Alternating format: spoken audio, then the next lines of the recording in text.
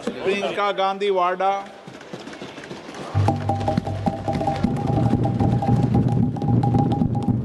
अध्यक्ष महोदय जी, आपने आज मुझे इस चर्चा में भाग लेने का मौका दिया, इसके लिए मैं आपको धन्यवाद देती हूं। आज जिस विषय पे हम चर्चा कर रहे हैं वह केवल एक विषय नहीं है, भारत की आत्मा का एक हिस्सा है। हमारा राष्ट्रगीत उस भावना का प्रतीक है जिसने सोए हुए, गुलामी में सोए हुए भारत के लोगों को जगाया, जिसने उन्हें हिम्मत दी कि ब्रिटिश साम्राज्य के सामने खड़े होकर वह सत्य और अहिंसा के नैतिक हथियारों के साथ सामना कर पाए। आज ये चर्चा एक भावना के ऊपर है।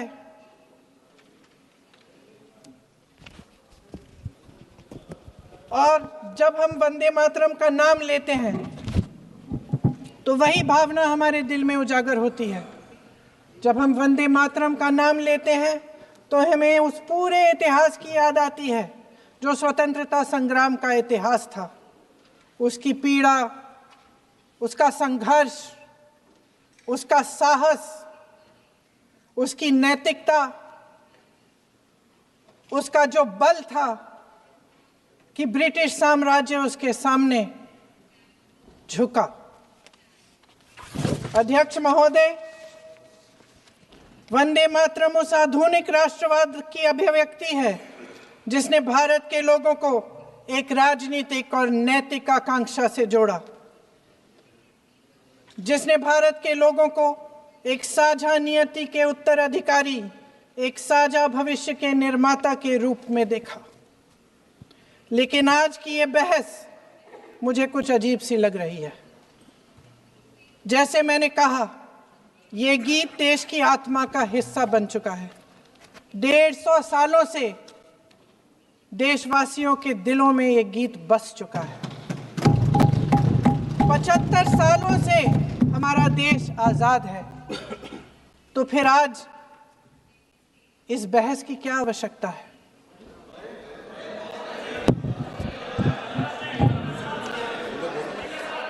हमारा यहाँ मकसद क्या है? जनता से हमें दिया गया दायित्व, जनता का विश्वास, उनके प्रति हमारी जिम्मेदारी, हम किस तरह से इसका इस्तेमाल कर रहे हैं, हमें ये सोचना चाहिए। क्योंकि अब इस मोड़ पर हम इस सदन में अपने राष्ट्रगीत पर भी बहस करेंगे। आपने बहस मांगी है, आपने बहस मांगी है। आप तो इलेक्टोरल रिफॉर्म्स की बहस नहीं मांग रहे थे कि जब तक हम इस पर बहस नहीं करेंगे तब तक उस पर बहस नहीं होगी। इसकी वजह क्या है? इसकी वजह क्या है? हम आज यहाँ ये बहस क्यों कर रहे हैं? हमारा राष्ट्रगीत है, इस पर क्या बहस हो सकती है? हम ये बहस यहाँ आज 2 वजहों से कर रहे हैं। पहला कि बंगाल का चुनाव आ रहा है, हमारे प्रधानमंत्री अपनी भूमिका निभाना चाहते हैं उसमें। और दूसरी वजह ये है, ये मकसद है, पुरानी मकसद इनकी, अध्यक्ष महोदय, कि जिन्होंने स्वतंत्रता की लड़ाई लड़ी, जिन्होंने देश के लिए बड़ी बड़ी कुर्बानियां दी, उन पर सरकार नए आरोप लादने का मौका चाहती है। देश का ध्यान फिर से जनता के ज्वलंत मुद्दों से भटकाना चाहती है। यही एक मकसद है आपका। आपका मकसद है कि हम फिर से उसी अतीत में मंडराते रहें, उसी की तरफ हम देखते रहें जो हो चुका है, जो बीत चुका है, क्योंकि ये सरकार वर्तमान और भविष्य की ओर देखना ही नहीं चाहती। वे इस काबिल ही नहीं रही।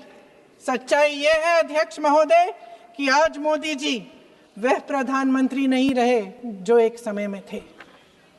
सच ये है कि ये दिखने लगा है, उनका आत्मविश्वास घटने लगा है, उनकी नीतियां देश को कमजोर कर रही हैं। और मेरे सत्ता पक्ष के साथी चुप इसलिए हैं क्योंकि अंदर अंदर से वे भी इस बात से सहमत हैं। आज देश के लोग खुश नहीं हैं अध्यक्ष महोदय, परेशान हैं, तमाम समस्याओं से घिरे हुए हैं, तमाम समस्याओं से घिरे हुए हैं और उन समस्याओं का हल आप निकाल नहीं रहे हैं। हाँ ठीक है, उसका भी बोल लेंगे, समय आएगा तो उसका भी बोल लेंगे, बल्कि कल समय आ रहा है, चुनाव पे चर्चा होगी, उस पे भी बोलेंगे। अध्यक्ष महोदय, इनके भी अपने लोग दबी जबान में कहने लगे हैं कि सारी सत्ता को केंद्रित करने से देश का नुकसान हो रहा है। इस बीच अगर हम अतीत की बातें नहीं करेंगे तो कौन सी बातें करेंगे? ये किसी और बात के काबिल ही नहीं है, सिर्फ ध्यान भटकाना है जनता का। इसलिए आज हम वंदे मातरम पर चर्चा कर रहे हैं। वंदे मातरम देश के कण कण में जीवित है, इस पर बहस नहीं हो सकती। लेकिन चलिए, आपने बहस मांगी, आप बहस करना चाहते हैं, बहस करते हैं। आज इस चर्चा को प्रधानमंत्री जी ने शुरू किया, उन्होंने भाषण दिया और इसको कहने में कोई झिझक नहीं है कि भाषण अच्छा देते हैं, थोड़ा सा लंबा, लेकिन भाषण अच्छा देते हैं। सिर्फ एक कमजोरी है, अगर आप इजाजत दें तो मैं बोलूं, एक कमजोरी है। हाँ, उसी पे बोल रहे हैं, वंदे मातरम पे बोलो आप। अब सर मैंने तारीफ कर ली, आज थोड़ा आज और विषय वंदे मातरम का है तो हम वंदे मातरम पर ही रखें, ठीक रहेगा सर। ये वंदे मातरम पे ही है सर। आपने प्रधानमंत्री जी तक सुना था, अब तो शुरू नहीं हुए। सर भाषण बहुत अच्छा देते हैं, लेकिन तथ्यों के मामले में कमजोर पड़ जाते हैं, बहुत कमजोर। इसमें भी एक कला होती है कि तथ्यों को किस तरह से जनता के सामने रखा जाए। मैं तो नहीं हूं, जनता की प्रतिनिधि हूं, कलाकार तो नहीं हूं। इसीलिए मैं भी सदन के सामने कुछ तथ्य रखना चाहती हूं, लेकिन सिर्फ तथ्य के रूप में रखना चाहती हूं।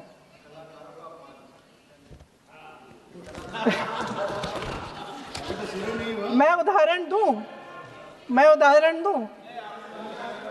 उदाहरण दे देती हूँ सर, मांग रहे हैं सर वंदे मातरम के बारे में, वंदे मातरम की जो सालगिरह पे आपने एक बड़ा कार्यक्रम आयोजित किया था, उसमें प्रधानमंत्री जी ने भाषण दिया। उसमें उन्होंने कहा कि 1896 में पहली बार गुरुदेव रविंद्रनाथ टैगोर ने ये गीत एक अधिवेशन में गाया। उन्होंने ये नहीं बताया कि कौन सा अधिवेशन था, हिंदू महासभा का अधिवेशन था, आरएसएस का अधिवेशन था। किस बात से कतरा रहे थे कि ये कांग्रेस का अधिवेशन था? और उदाहरण दूं कि मैं अपना भाषण जारी रखूं? दे रही हूं, अरे दे रही हूं। जो वंदे मातरम की जो क्रोनोलॉजी है वो भी आप समझिए, जो असली क्रोनोलॉजी है। 1875 में महाकवि बंकिम चंद्र चट्टोपाध्याय ने इस गीत के पहले दो अंतरे लिखे, जो आज हमारे राष्ट्रगीत घोषित हुए हैं, मतलब जो घोषित हुए थे और जिसको हम आज अपना राष्ट्रगीत कहलाते हैं। ये पहले दो अंतरे लिखे 1882 में, 7 साल बाद उनका एक उपन्यास प्रकाशित हुआ, आनंद मठ। उस उपन्यास में यही कविता उन्होंने प्रकाशित की, लेकिन इसमें 4 अंतरे जोड़ दिए। 1896 में कांग्रेस के अधिवेशन में गुरुदेव रविंद्रनाथ टैगोर ने पहली बार ये गीत गाया। 1905 में बंगाल के विभाजन के खिलाफ आंदोलन के समय वंदे मातरम जनता की एकता की गुहार बनकर गली गली से उठा। गुरुदेव रविंद्रनाथ टैगोर जैसे महान स्वतंत्रता सेनानी इस गीत को खुद गाते हुए बंगाल की सड़कों पर उतरे। विद्यार्थियों से लेकर किसानों तक, व्यापारियों से लेकर वकीलों तक, हर कोई ये गीत गाने लगा। इस गीत की शक्ति को समझिए। ब्रिटिश साम्राज्य इसको सुनकर कांपता था और हमारे देशवासी इसको सुनकर वे मन बनाते थे, वे हिम्मत बनाते थे कि इस भयंकर साम्राज्य के खिलाफ सत्य और अहिंसा के नैतिक हथियारों को लेकर शहीद होने की तैयारी करते थे। ये गीत मातृभूमि के लिए मर मिटने की भावना को जगाता है। इस गीत की शक्ति ये है, इस गीत का हमारे देश से जुड़ाव ये है। लेकिन 1930 के दशक में हमारे देश में जब सांप्रदायिक राजनीति उभरी, तब ये गीत विवादित होने लगा। 1937 में, अब ये मैं दूसरा उदाहरण देने वाली हूँ क्योंकि प्रधानमंत्री जी ने अपने भाषण में इसका उल्लेख किया और गलत किया, इसीलिए मैं इसके जो सच्चे जो तथ्य हैं वो आपके सामने रख रही हूँ। 1937 में नेताजी सुभाष चंद्र बोस कांग्रेस का अधिवेशन कलकत्ता में होने जा रहा था, उसका आयोजन कर रहे थे।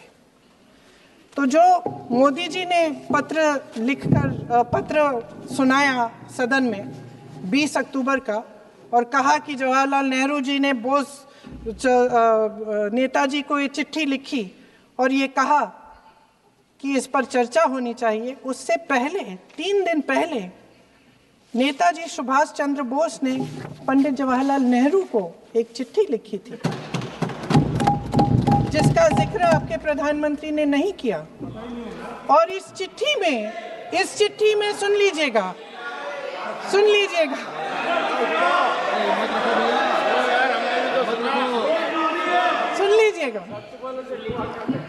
आप नेताजी के लफ्ज नहीं सुनना चाहते? बंगाल का चुनाव आ रहा है।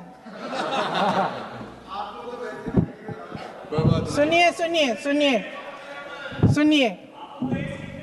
हाँ, कोई बात नहीं, हम तो देश के लिए हैं, हम देश के लिए हैं।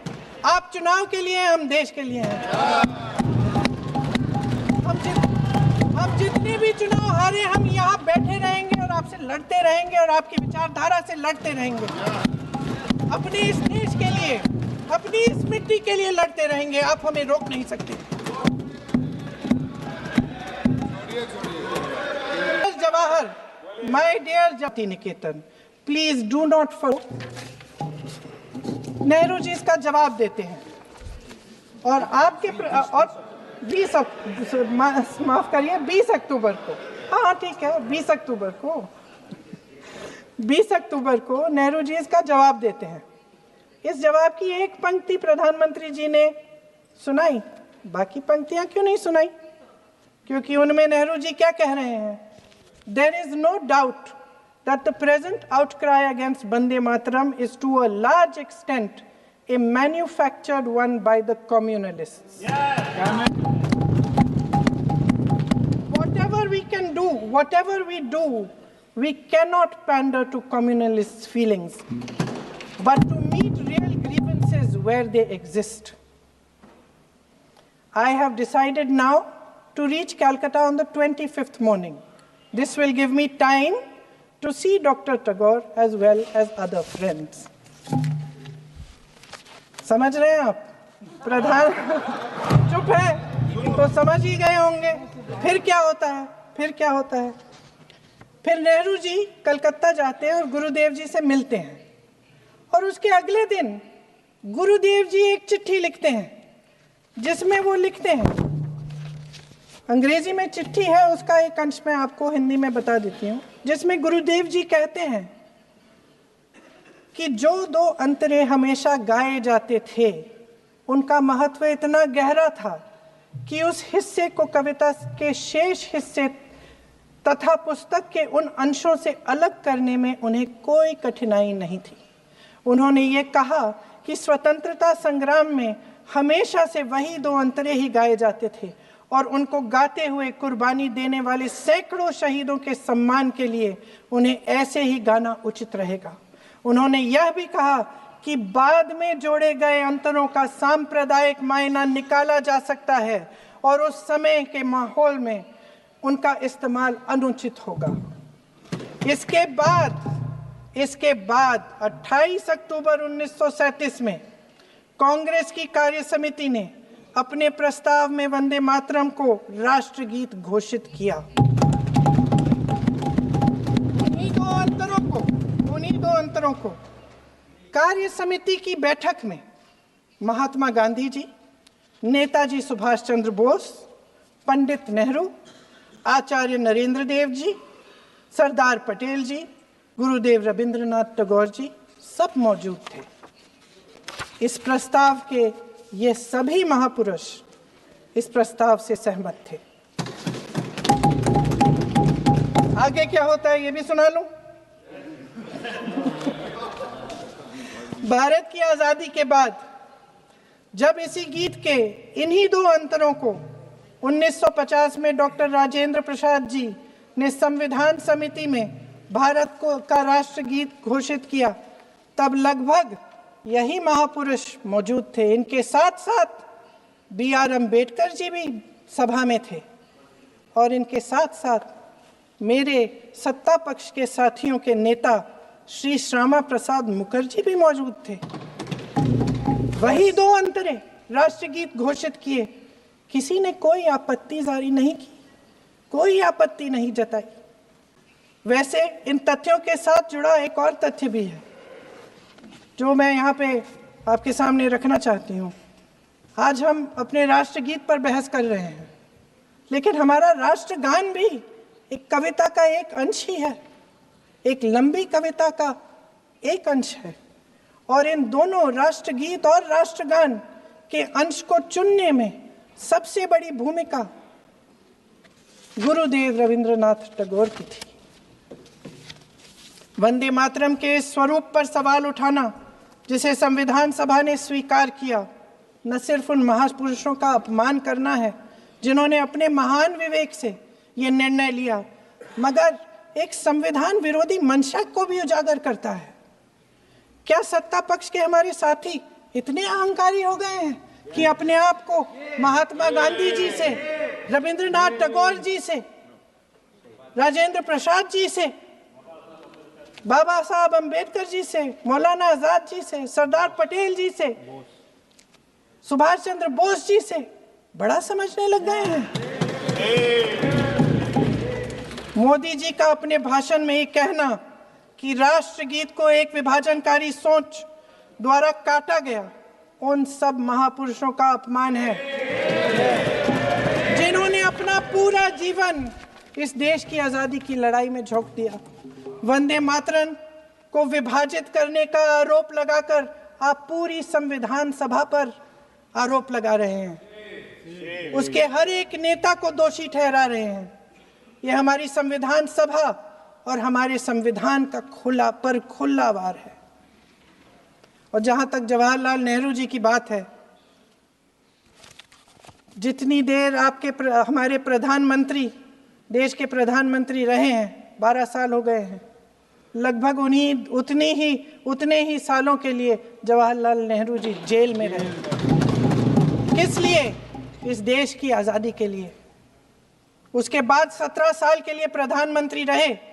आप बड़ी आलोचना करते हैं इनकी, लेकिन अगर इन्होंने इसरो नहीं बनाया होता तो आज आपका मंगलयान नहीं होता। अगर DRDO नहीं बनाया होता तो तेजस नहीं बनता। अगर IIT और IIM नहीं बनाए होते तो हम आज IT में आगे नहीं होते। अगर एम्स नहीं बनाया होता तो हम कोरोना की जब बड़ी चुनौती का सामना कैसे करते? हाँ, वही बना रहा है, नहीं बना पाया कुछ भी। इसका मतलब है इस मुद्दे का जवाब नहीं है आपके पास है? अगर इन्होंने BHEL, गेल, सेल, भाखड़ा नंगल ये सब नहीं बनाया होता जो आप सब बेच रहे हैं, तो ये विकसित भारत कैसे बनता? और मत बताइए बाकी। पंडित जवाहरलाल नेहरू इस देश के लिए जिए। सुन लीजिए, बेच लो यार, और बाकी भी बेच देंगे। पंडित जवाहरलाल नेहरू इस देश के लिए जिए और देश की सेवा करते करते उन्होंने दम तोड़ा।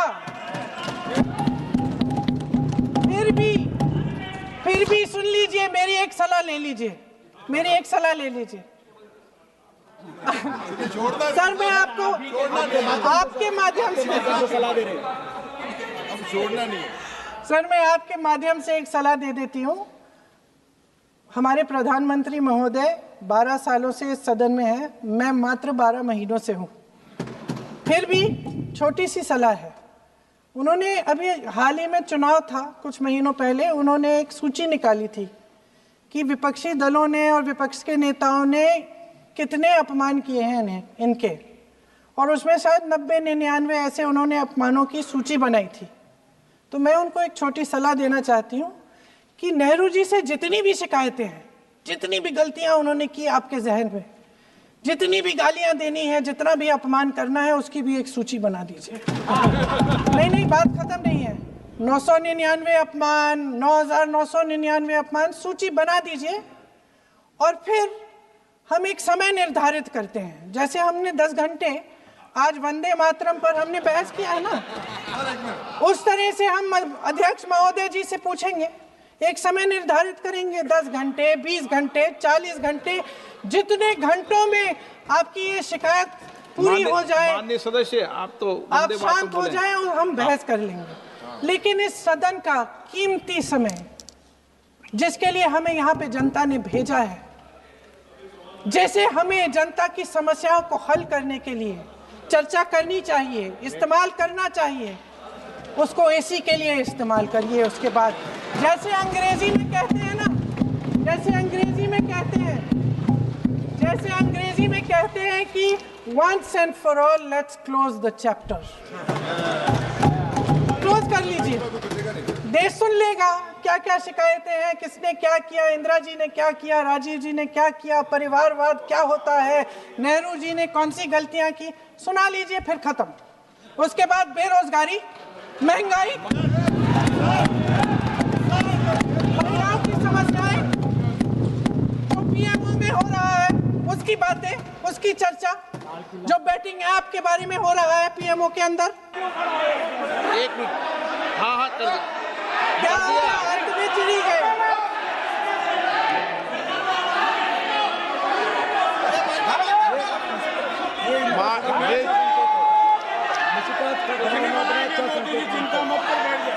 बहुत बढ़िया। माननीय सदस्य, एक मिनट, माननीय सदस्य आप वंदे मातरम पर सार्थक चर्चा करें। ठीक सर, इधर उधर डाइवर्ट यही थी सर, संक्षिप्त में बात यही थी, कोई डाइवर्ट नहीं होना चाहिए। अपन को बातें करते रहते हैं। माननीय सदस्य नहीं, आप बिना तथ्यों के कोई बात नहीं करें। आप वंदे मातरम तो बोले उचित रहेगा।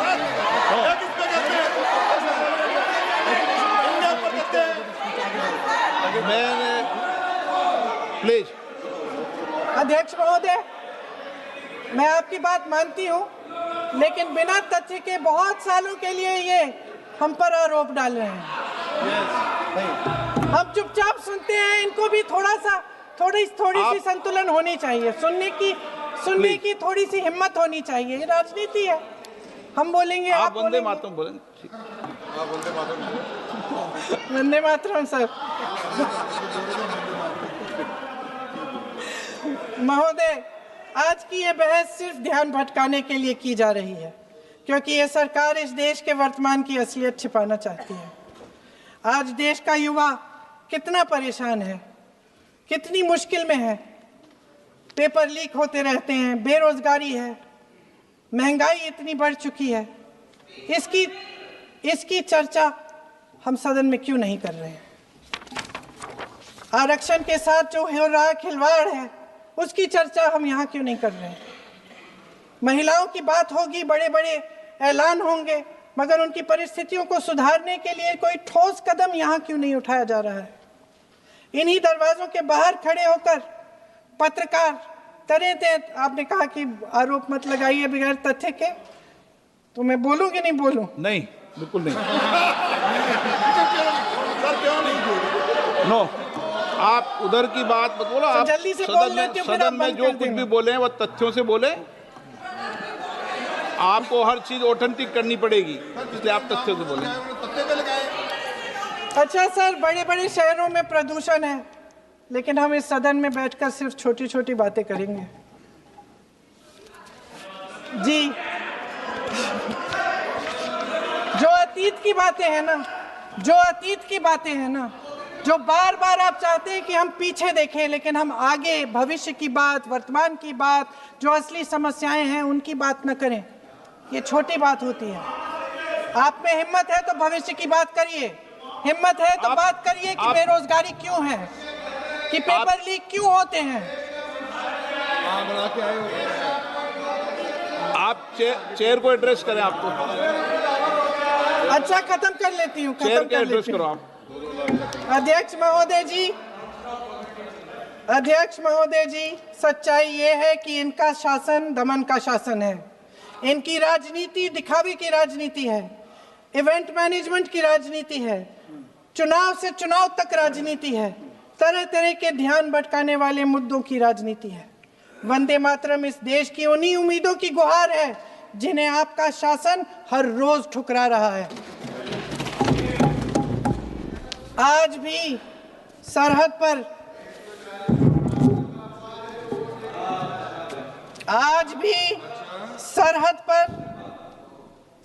पर जवान जब दुश्मन का सामना करता है तो उसकी छाती में वंदे मातरम गूंजता है। आज भी जब हमारा खिलाड़ी अंतर्राष्ट्रीय खेलों में जाता है तो उसके दिल की धड़कन में वंदे मातरम होता है। आज भी इस देश के करोड़ों देशवासी जब अपने राष्ट्र ध्वज को फहराते हुए देखते हैं तो उनकी जबान पर वंदे मातरम, वंदे मातरम, वंदे मातरम आता है। कांग्रेस के हर एक अधिवेशन में 1905 से लेकर आज तक सामूहिक तौर पर वंदे मातरम गाया जाता है। आपके अधिवेशनों में गाया जाता है कि नहीं, ये बताइए। अपने देश की आत्मा के इस महामंत्र को विवादित करके आप एक बहुत बड़ा पाप कर रहे हैं। इस पाप में कांग्रेस पार्टी शामिल नहीं होगी। ये राष्ट्रगीत वंदे मातरम हमेशा से हमें प्यारा है, हमेशा से हमारे लिए पवित्र रहा है और हमेशा के लिए हमारे लिए पवित्र रहेगा। धन्यवाद।